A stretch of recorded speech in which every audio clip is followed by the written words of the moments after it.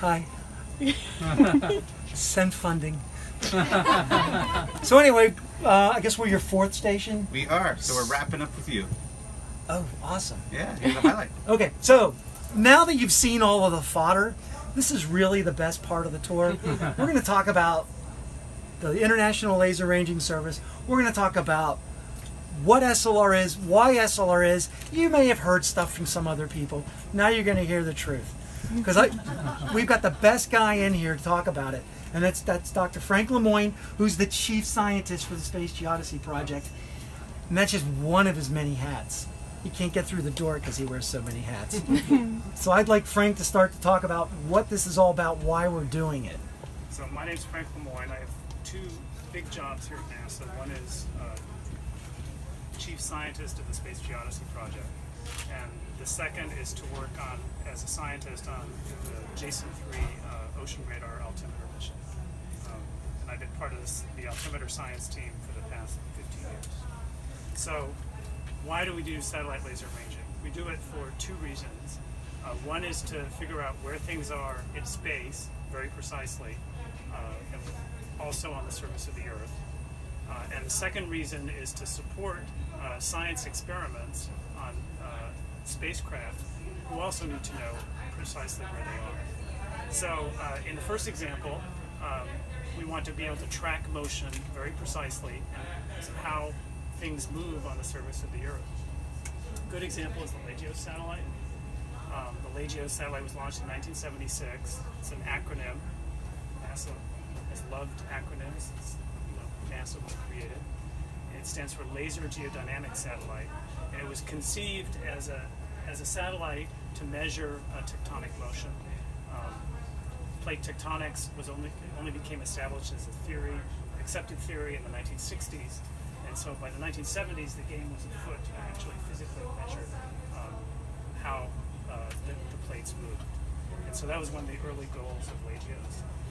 One of the other things you can study with satellite laser ranging, you're sensitive to a whole variety of processes, how the station deforms with time, so due to the tides, due to volcano deformation.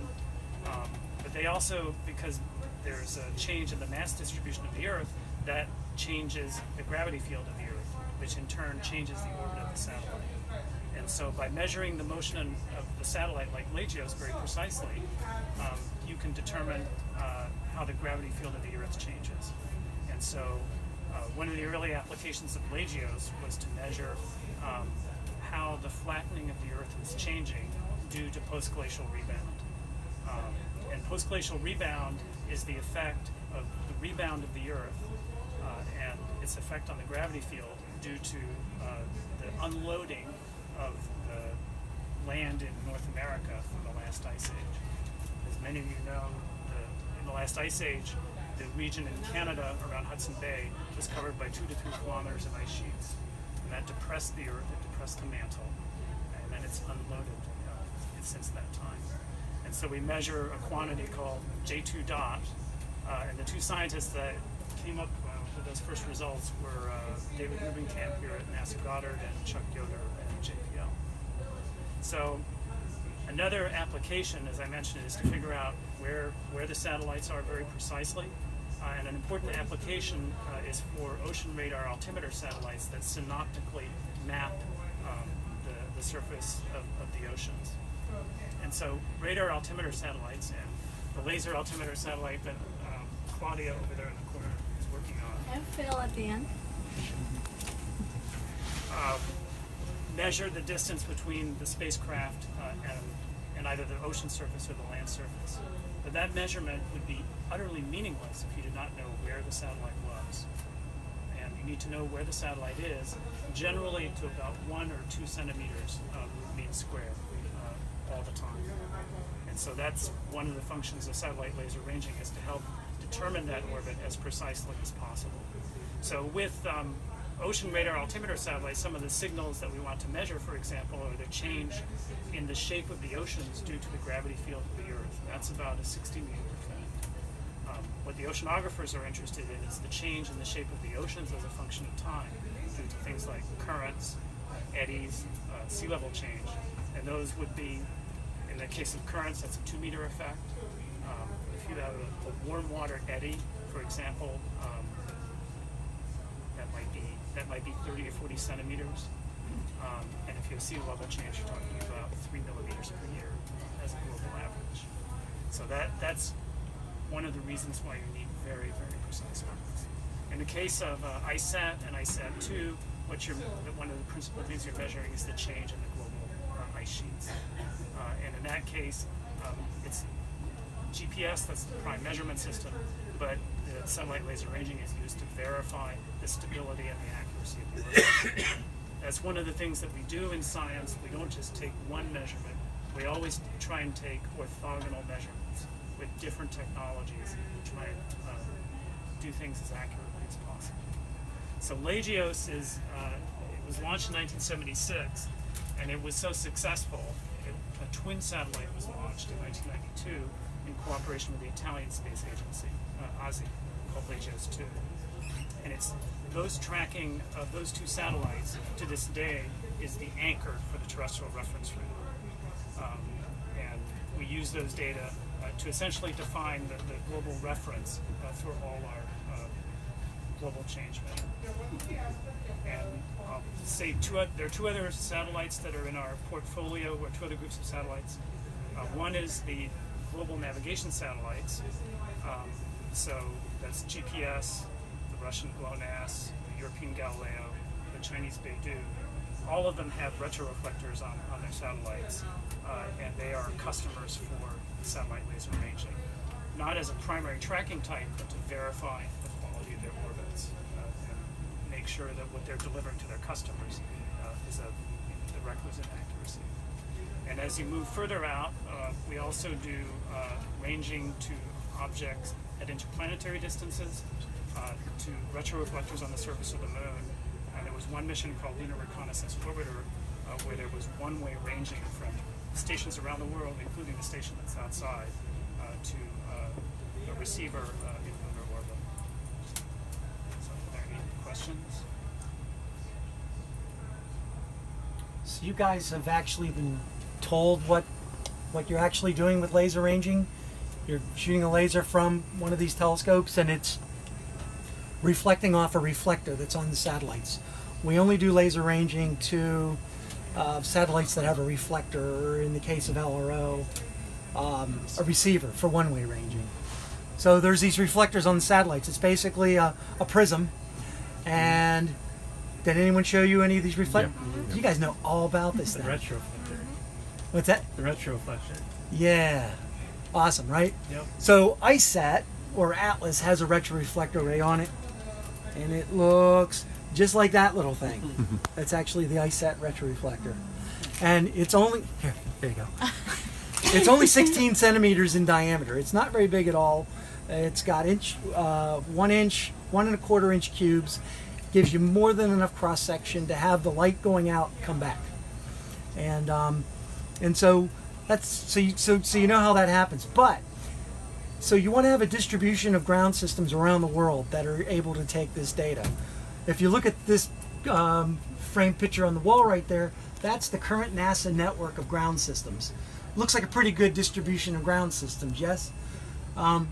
As good as this is, you need a lot better coverage around the world, a more homogeneous network of systems. If you look on the cabinet over there, that's all of the current SLR systems in the world. Obviously, there's a lot more than just the NASA systems there. And so you want to be able to coordinate with all of the organizations that are doing laser ranging to optimize your tracking, to develop a strategy on what satellite you track, when, where the data is going, the quality of the data, coordinate the science aspect of it, and to coordinate technology to give best practices to everybody and talk about ways to advance the technology and ways to advance the whole process. And that's what the ILRS does. The ILRS was formed in 1998 to bring the community together to work in an unfunded yet cooperative manner to have a common platform for laser ranging and all the technology. And we meet we meet every year, either in a technical conference to talk about specific topics like we just did a month ago in Riga, or the other year to everybody to talk about the research they're doing, whether it's technology, science, or operations, or the retroreflectors that we build. And we come together as a group, we share ideas, we argue with each other, we reach consensus, and we all move on and we help each other. And that's the whole purpose of the ILRS. One of the purposes of the ILRS is to coordinate observations, because if you have a global network, you need to set standards. You need to make sure all the data has a certain quality. If there are problems, you need a sort of a central clearinghouse to try and resolve those issues. And so, I don't know whether you've heard this, but all the genetic techniques, the LBI, GNSS, SLR, they've all set up sort of these umbrella organizations to do this sort of coordination. And if you want to succeed in your science goals, you have to have that sort of international stewardship, because no one country is going to be able to do everything by itself. So one of the functions of the ILRS, for example, is to make sure all the data flows there are 2 global data centers that we have in SLR. One is here at the NASA Goddard Space Flight Center, and another is in Germany at the Technical University of Munich. So there's about 100 satellites that we're supporting right now. Frank mentioned all the GNSS, or the global navigation satellite systems. They bring a lot of satellites to this, but we're also supporting a lot of science missions that are operating at lower orbits, and they come and go over the years, and more those are becoming constellations, and they're getting a lot of science in that way, and we have to be able to coordinate the priority on when you track these, who tracks these, to be able to maximize the efficiency of the network. And so there's a central bureau that basically coordinates all of that, and that is also housed out of Goddard, but there's an international presence in that central bureau. And then there's an overarching governing board that oversees the whole process. Also, a global group. So, like Frank says, no one country can do all of this. It really is a global cooperative effort that makes this successful. Interesting factoid. The station that's most productive in the International Laser Ranging Network is the station in Iraqi in Australia. They win awards all the time. But you know why? You should tell them why. Okay, they run shifts 24/7, and they're in the bush of Australia with no clouds. Plus, they have a high rep system. Well, no, it's not a kilohertz system. It's No, but compared to Peru, they have a okay, lower system. right. But what really is good about that is they do operate 24/7. They have very low turnover in the crew. It is a NASA system that's operated by Geoscience Australia through an agreement between NASA and Geosciences Australia. So everything's working the best it can work. So, and really, it's not very cloudy there. No, So, the weather cooperates. Are the wavelengths of the lasers pretty standard worldwide? 532 nanometers is just about all of them. I think there's a Thai Sapphire system, if the Tigo system's still using that in South America. You're talking about 846 or something? Yeah, but I don't even know if they're using that anymore. They're not operational now. They just moved from Concepcion, Chile, where there was a really devastating earthquake a number of years ago, and they haven't set up in Argentina yet. So They're going to be at a site called Pago in eastern Argentina. And if you're curious what 532 nanometers looks like, in a few minutes, you'll see the lovely green color. ISAT's a different wavelength, Same isn't it? 532. Oh, it's the Same same? 532. Yeah. Does firing the lasers at ISAT mess up the detectors? So that's a great question. Yes. So anyway, when new missions want to come up and they want the ILRS to support the network, they talk about all the operational parameters. And ISAT has a sensor that looks down because it's mapping ice sheets, right? So we don't want to do any damage to their sensor, but they have a very narrow field. Oh, a view. Okay. Right, field of view of, So of if you hit the them from the receiver. side, it's not going to hit the... So okay. what we do is we don't range above a certain elevation for that satellite, and then we don't get into their field of view. But there are other satellites that have similar issues, but their restrictions are different. So what we've developed is a way to support more of these missions by either certain times we know their instrument's pointed away or it's not on, certain power limits, and things like that. So we have a number of ways of being able to not impact these missions, but That's it's an issue. That's one of the functions of the ILRS. When a science customer comes and says we want to range to the satellite, we have to establish, is it really safe to do so? And a good example is, another example is the Sentinel-3B spacecraft that's going to be launched in February of 2018. It's a radar altimeter satellite, but they have one instrument of some sort, I'm not sure which has some sensitivity at 532 nanometers. And so it's going to be a satellite that's going to have restricted tracking. So because they have, the scientists that use that instrument don't want their instrument compromised. So the ILRS works with these missions. So through the missions working group, one of my jobs is I'm co-chair of the missions working group. We take all of that information from the missions, we coordinate with the analysis working group, we coordinate with the engineering and technology working group, and we try to find ways to maximize the support or give them the bad news that we're not going to be able to range to their satellite. But we've had almost all success in being able to support those missions. Do we support everybody that asks? No. We don't support satellite TV that says we'd really like to have this. If there isn't science data involved in this, and if the mission doesn't share their data, then we don't support it. At over 100 targets, we got a lot going on, and it really has to make sense to be able to track this. Sorry, go ahead. I was going to say, is there any desire or ability to measure like Doppler shift of the returning signal in order to determine velocity of the craft, or is that completely unnecessary or impossible? So it's really not necessary for what we're doing. But that brings up a really interesting point, and I don't know if anybody else said this. When you do laser ranging, you're pointing at a satellite, right? But by the time the light gets there, satellite's already moved, right? So you got to point to where the satellite's going to be. But when the light reflects off the satellite and the light comes back, because these prisms say whatever angle you're looking at, the light comes back, the ground system's moved. So now what do? Right? So you take the cubes, then you take the perfect prism that you guys have seen. You've seen these cubes, and you spoil those angles a little bit. And what it does is it creates, the light doesn't come directly back. It actually spoils it and creates an annulus. And it offsets where the light comes back. So whenever the laser comes back, it's gone to that new place because the angle's been spoiled on the cube, and it meets up with the ground station. So we compute that. And so different altitudes, you spoil the cubes differently. Yeah. Any other questions? I just have a general comment. One of the gratifying aspects of working in this particular field is that you get to work with colleagues in many different countries, and almost really on a daily basis.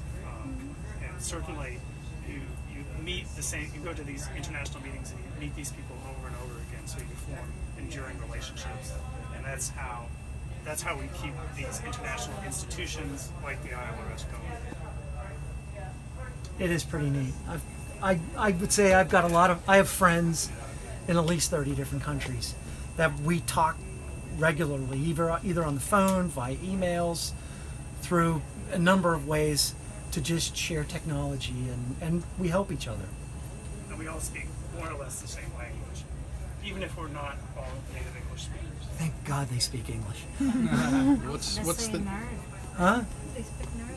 Yeah, they speak nerd. what's the next generation of this idea going to be? Okay, so the next generation SLR system, which is in the design, and we're building some of this now, is to take the technology, make it mostly COTS, have a smaller telescope, put it into a smaller facility, and automate it.